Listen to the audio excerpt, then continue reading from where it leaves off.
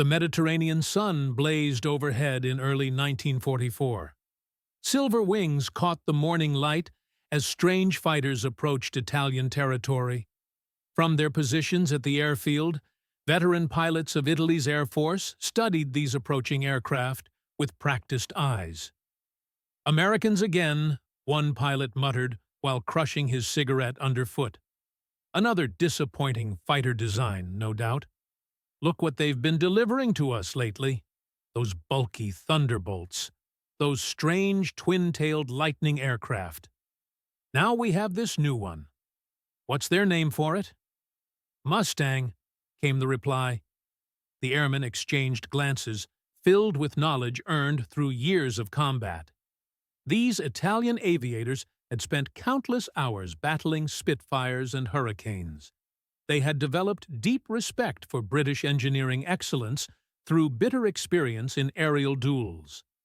This latest American creation simply failed to inspire fear or concern. Its conventional design and graceful appearance suggested nothing revolutionary, nothing that would challenge established aerial superiority. How completely mistaken their assessment would prove to be. The North American P-51 Mustang was destined to revolutionize air warfare entirely. Strategic bombing campaigns would be transformed. The balance of power across European battlefields would shift dramatically. Yet during those initial months of 1944, experienced Axis airmen viewed these newcomers with casual dismissal. American fighter aircraft had compiled an unimpressive record during the war's early phases. The P-39 era Cobra had disappointed at high altitudes consistently. The P-40 Warhawk, though durable, faced outclassing by modern German and Italian designs regularly. Even the massive P-47 Thunderbolt, despite impressive firepower, lacked the range and nimbleness European combat demanded. Italian pilots naturally assumed this represented another failed American attempt. Here stood yet another aircraft that appeared promising in specifications but would crumble under real combat pressure. The Mustang's clean profile and standard configuration suggested basic competence, perhaps. Revolutionary capability seemed unlikely. Such dismissive attitudes contained reasonable foundations. Italy maintained formidable air power throughout early 1943. The Regia Aeronautica had created exceptional aircraft designs. The Machi C-202 Folger represented engineering excellence. The Fiat G55 Centauro demonstrated superior performance characteristics. Italian aviators had sharpened their abilities through the Spanish Civil War's harsh lessons. North African desert campaigns had tested their skills repeatedly. The deadly aerial battles over Malta had forged experienced combat veterans. They had learned to respect certain Allied aircraft through painful experience. Spitfire turning capabilities commanded their attention. Hurricane durability impressed them grudgingly. P-38 twin-engine reliability earned acknowledgement. But American single-engine fighters remained a different matter entirely. Early Mustang variants did little to challenge these established perceptions. The P-51A's initial combat appearances in 1943 featured the Allison V-1710 engine. This same power plant had limited so many other American fighter designs previously. While undeniably fast and aesthetically pleasing, performance above 15,000 feet remained mediocre at best. German and Italian pilots quickly discovered they could climb above Allison-powered Mustangs safely. Attack from superior altitude became routine with minimal risk. Yet extraordinary developments were occurring in British and American workshops simultaneously. British test pilots, including renowned Ronald Harker from Rolls-Royce, had begun revolutionary experiments. They were mating American airframes with British engines systematically. Particularly significant was their installation of the Rolls-Royce Merlin 61 into the P-51 Mustang. This supercharged masterpiece powered the Spitfire Mark IX successfully. Results from this marriage proved nothing short of revolutionary in scope. American engineering combined with British engine technology created unprecedented capabilities. A long-range, high-altitude fighter emerged that could match or exceed enemy performance. Sufficient fuel capacity allowed bomber escort missions deep into hostile territory and back safely. This represented the critical component Allied strategists had desperately sought for months. Throughout 1943, initial Merlin-powered P-51Bs began emerging from production facilities in California and Texas.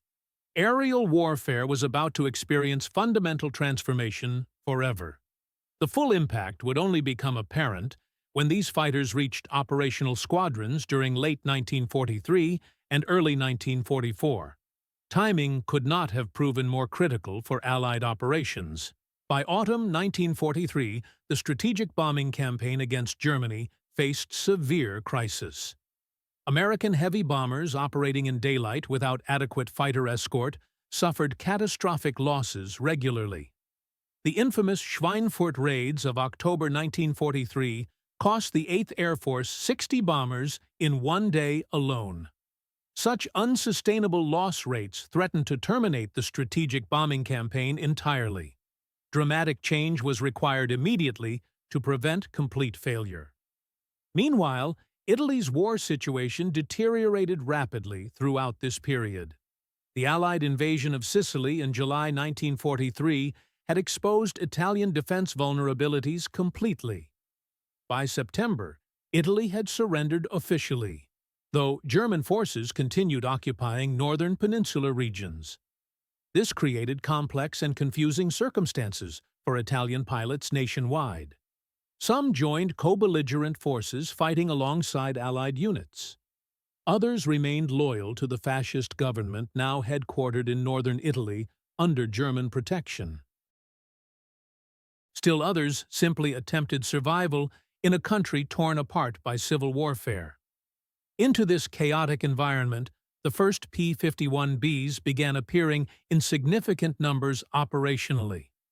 The 354th Fighter Group became the first American unit equipped with Merlin-powered Mustangs. They arrived in England during October 1943 successfully. By December, they were flying initial combat missions over occupied European territory. The transformation proved immediate and dramatic in its effects. Previous American fighters had been forced to return at German borders, leaving bombers vulnerable to enemy attack. P-51s could penetrate deep into hostile territory with confidence. Their Merlin engines provided excellent high-altitude performance exactly where bomber warfare was conducted. External fuel tanks granted range sufficient for Berlin escort missions and safe return. Perhaps most critically, the P-51 proved exceptional in dogfighting capabilities. Speed, altitude performance, and maneuverability combined made it superior to the vaunted Messerschmitt Bf-109 and Focke-Wulf 190. Skilled pilots could outturn German fighters at high altitude and outrun them at low altitude. One German pilot described fighting Mustangs as battling ghosts. The Mustang's armament system proved equally impressive in combat effectiveness. 6 50-caliber Browning machine guns mounted in wing positions delivered devastating firepower concentrated. Each gun fired at 800 rounds per minute rate. Half-inch diameter bullets traveled at velocities exceeding 2,700 feet per second. When all 6 guns fired simultaneously, they could literally tear enemy aircraft apart within seconds. Pilots accustomed to lighter European fighter armament found this concentrated firepower revelatory. Many European aircraft carried mixed armament of machine guns and cannons. The P-51's 650 caliber guns represented genuine aircraft-destroying weapons consistently. These were not rifle-caliber machine guns from early war periods. These weapons could punch through armor plating, ignite fuel tanks, and shred control surfaces with devastating efficiency throughout encounters. Despite growing reputation among Allied pilots, many Axis airmen continued underestimating P-51 capabilities significantly. The psychological impact of this underestimation cannot be overstated in importance. Experienced German and Italian pilots approached early Mustang encounters with confidence born of extensive combat experience. They had learned successful techniques for defeating American fighters previously. Why should this new design prove different from others? This overconfidence would prove fatally mistaken repeatedly. Initial pilots encountering new Merlin-powered Mustangs in combat discovered, often too late, they faced something entirely unprecedented. Here was an American fighter that could climb with Messerschmitts, turn with Machs, and outgun virtually anything airborne. The transition was not immediate across all theaters simultaneously. Throughout winter 1943 into early 1944, P-51 production increased gradually. Most fighter groups still operated P-47 Thunderbolts or P-38 Lightnings. Mustangs remained exceptional rather than standard equipment. As more P-51 units became operational, cumulative effects began telling dramatically. By February 1944, during the offensive known as Big Week, P-51 Mustangs played crucial roles in systematic destruction of Luftwaffe's experienced pilot cadre. Day after day, American bomber formations escorted by long-range fighters penetrated deep into German airspace. This forced enemy fighters to engage on Allied terms consistently. Results proved devastating for Axis air forces throughout. Experienced German pilots, men who had survived years of multi-front combat, fell victim to Mustang combinations of performance and firepower. Each loss was irreplaceable in strategic terms. By 1944, Germany's pilot training programs produced barely adequate replacements for combat veterans. Italian pilots faced even more complex situations during this period. Those flying for co-belligerent air forces found themselves equipped with Allied aircraft, including some Mustangs, fighting against former allies. Those remaining loyal to fascist government faced growing Allied air power with increasingly obsolete equipment and dwindling supply lines. The psychological impact of P-51 success extended far beyond individual combat encounters. For the first time since America entered the war, German and Italian pilots faced an American single-engine fighter that was competitive and potentially superior to their own aircraft. Comfortable assumptions that American industrial capacity could not produce fighters matching European designs were shattered dramatically. Consider a typical Italian pilot's experience during early 1944.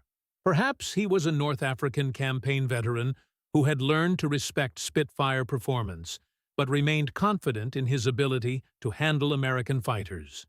His experience with P-40s and early P-51s had reinforced beliefs that American aircraft, while tough and well-constructed, lacked performance edges necessary for successful air-to-air combat. Suddenly, he found himself facing formations of sleek, silver fighters that could match his climb rate, exceed his speed, and deliver firepower capable of destroying his aircraft in single bursts. Comfortable certainties of aerial combat were replaced by deadly uncertainty throughout. Every encounter with American fighters now carried possibility of meeting P-51s. Every P-51 encounter carried possibility of death. The transformation extended beyond European theater boundaries significantly. As P-51 production increased, these remarkable fighters began appearing in Mediterranean and later Pacific theaters. Wherever they operated, identical patterns repeated consistently. Initial underestimation followed by shocked recognition of Mustang capabilities. Perhaps nowhere was this transformation more dramatic than in Italian skies themselves. Here, in aviation's birthplace, where Italian pilots had once ruled supreme, American P-51s began systematically dismantling remaining Axis air power. profound irony emerged from this situation. The same pilots who had once laughed at American fighters now found themselves outfought, outgunned, and increasingly outnumbered by aircraft they had dismissed as inferior. The laughter had stopped completely. In its place grew recognition that air warfare had changed fundamentally. Sleek, deadly Mustangs now held upper hands in aerial combat decisively. March 6, 1944, dawned cold and gray over northern Italy. At a small airfield near Milan, Lieutenant Mario Bellegamba conducted his third pre-flight inspection of his Fiat G55 Centauro that morning. The 24-year-old pilot had been flying for Aeronautica Nazionale Repubblicana since the previous autumn.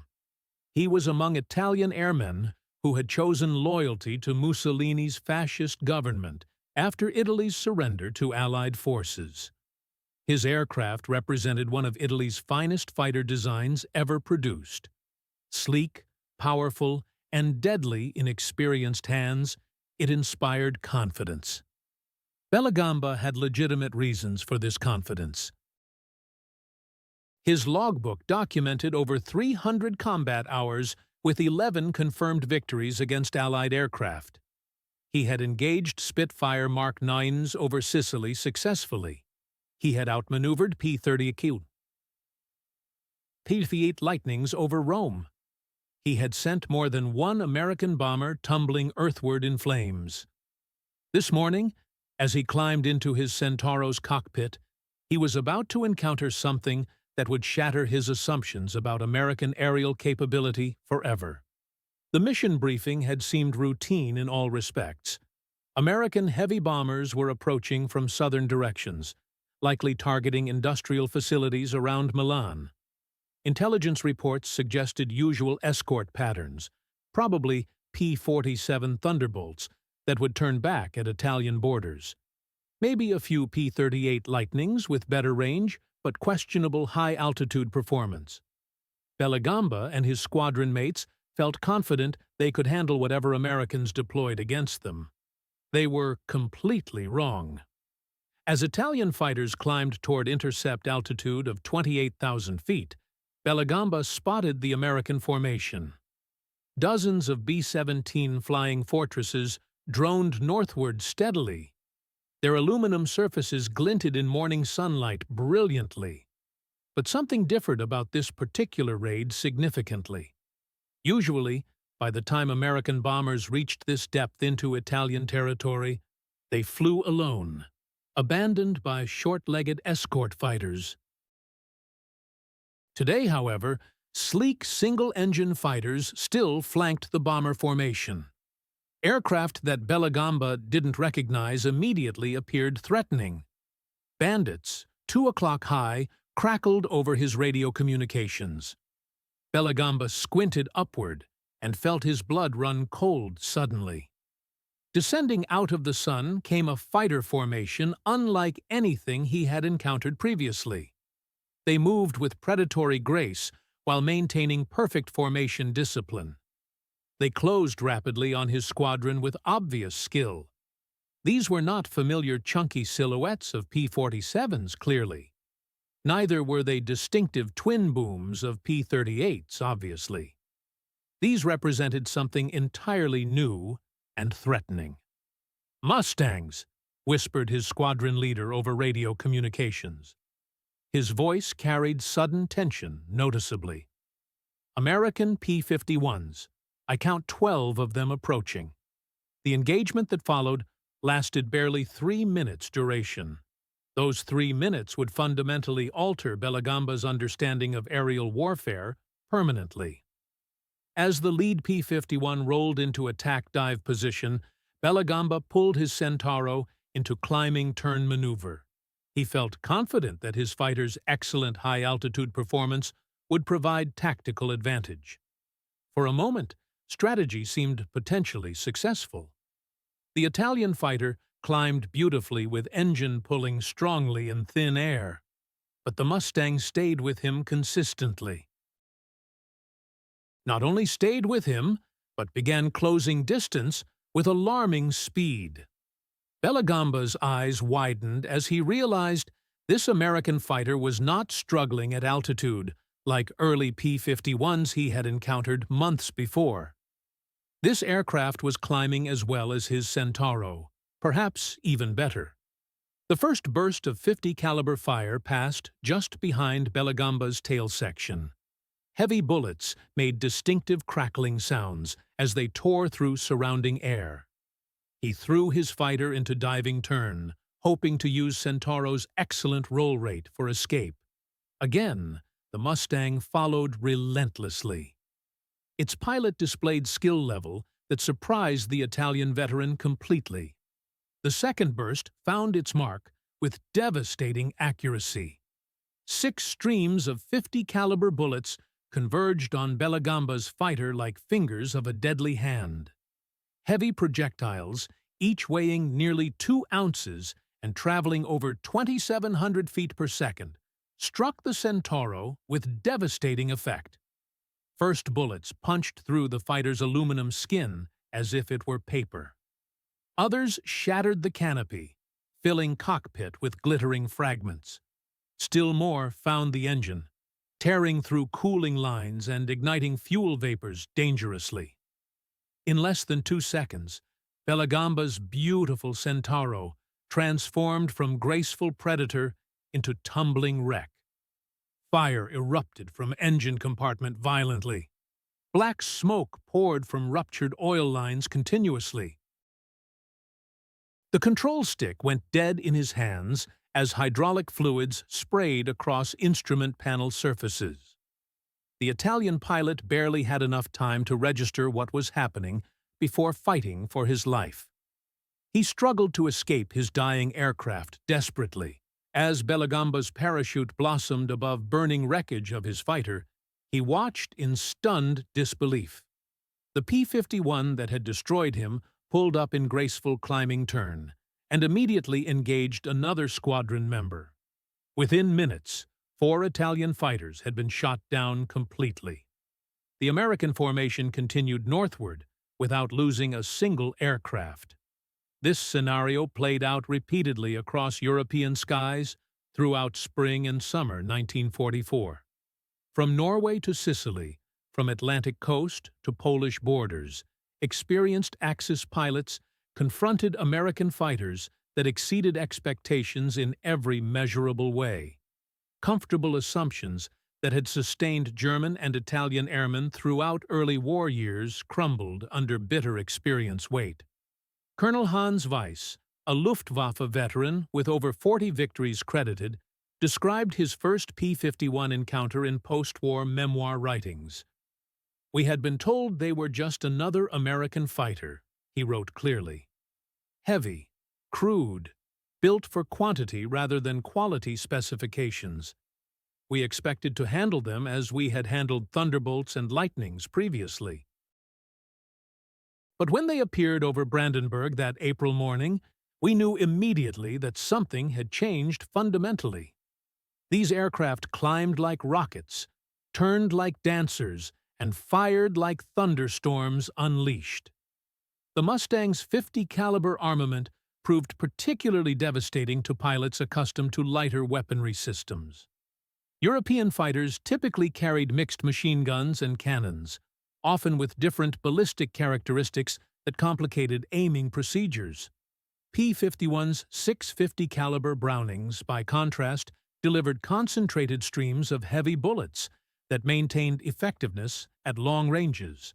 Captain Giuseppe Mariotti, an Italian pilot who survived 3 P-51 encounters before being shot down on his 4th, later recalled the psychological impact of Mustang firepower. "When those 6 guns opened fire, you could hear bullets passing even over your own engine sound," he remembered clearly. "It sounded like heavy rain on metal roof, but each raindrop could kill you instantly. There were so many of them continuously. When a Mustang pilot pulled the trigger, it was like opening a door to hell itself." The effectiveness of 50 caliber Browning in aerial combat cannot be overstated significantly. Each gun could fire at 800 rounds per minute rate. all 6 guns together could place 4,800 bullets into air every 60 seconds. At typical combat ranges of 200 to 400 yards, 1 second burst would place approximately 80 heavy bullets in cone, roughly 30 feet in diameter. Raw firepower represented only part of the complete story. P-51's Merlin engine provided exceptional performance at altitudes where most bomber escort missions were conducted. At 25,000 feet, a P-51D could reach speeds exceeding 400 miles per hour, while maintaining excellent maneuverability throughout.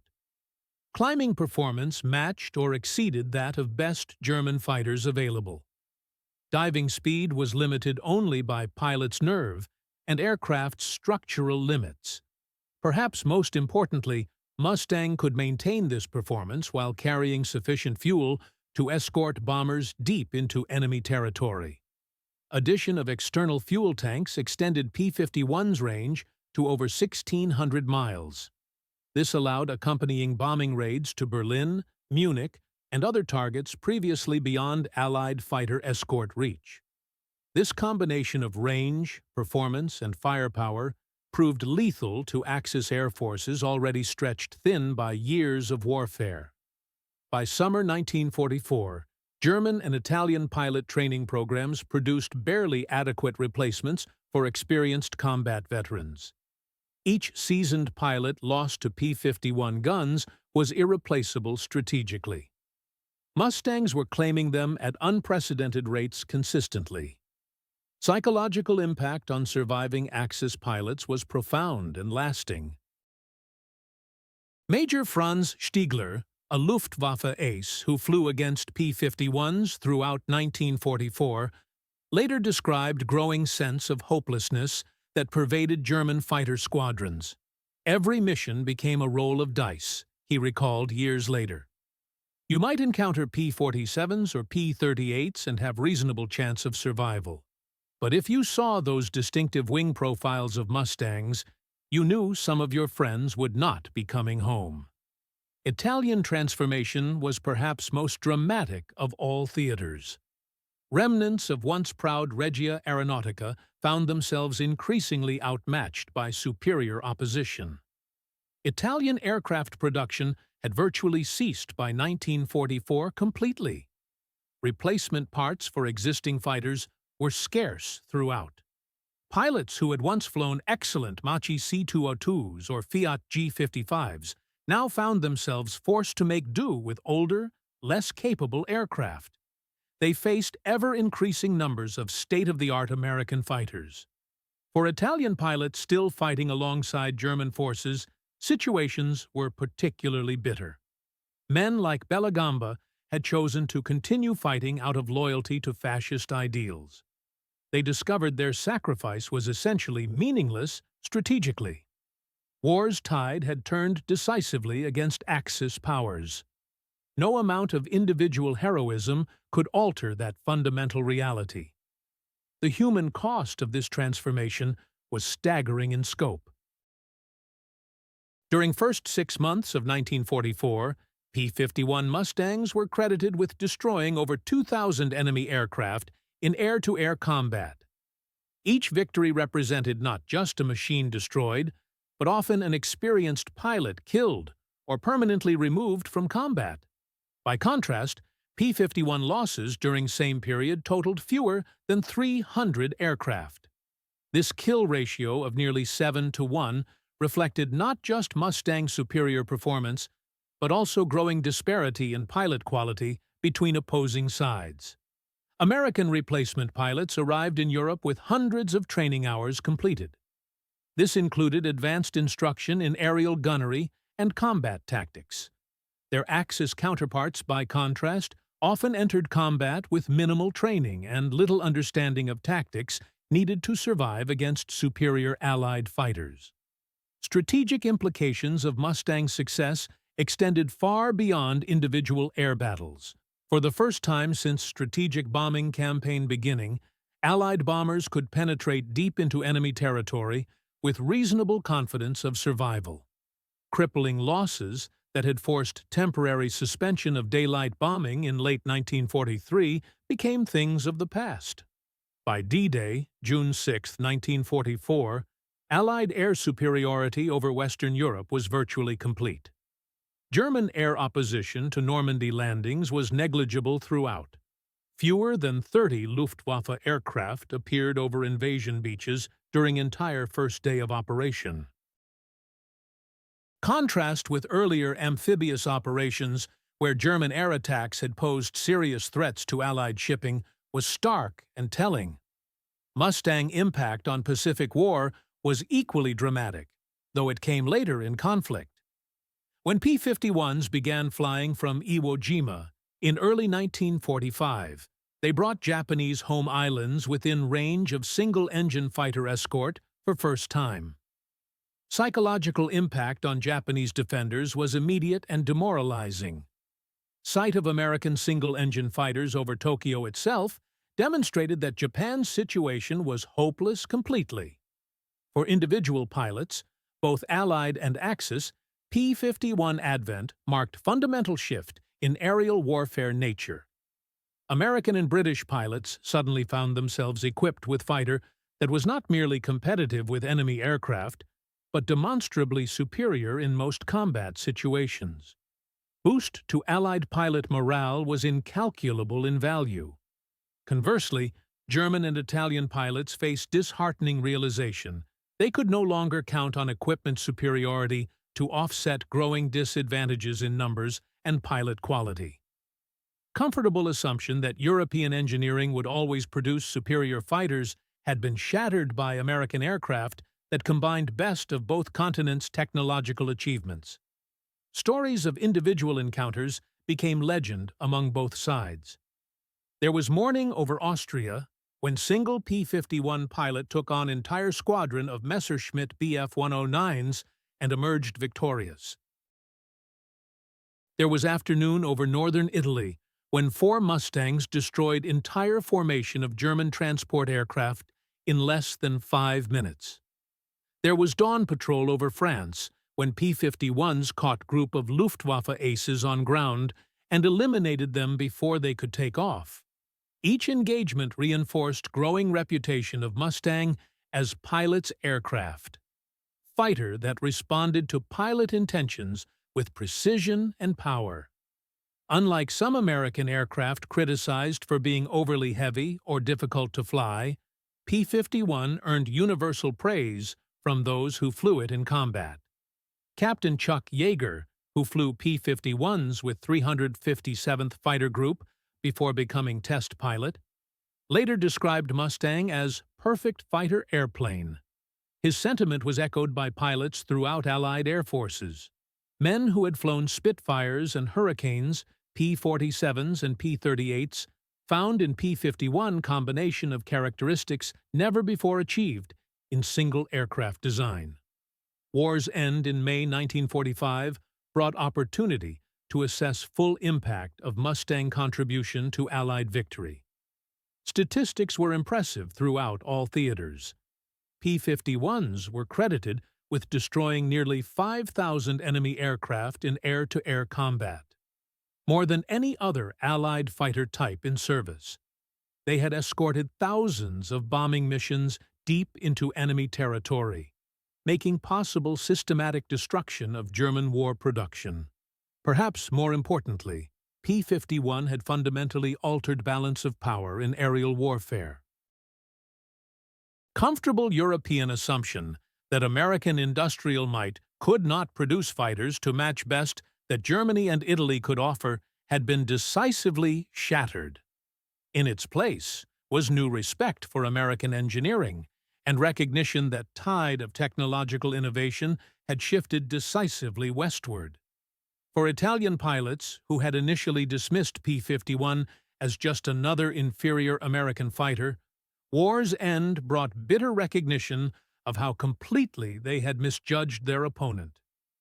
Sleek, deadly Mustangs that had systematically dismantled remnants of Italian air power were not crude, mass-produced weapons. They were precision instruments of aerial warfare that represented pinnacle of their era's technology.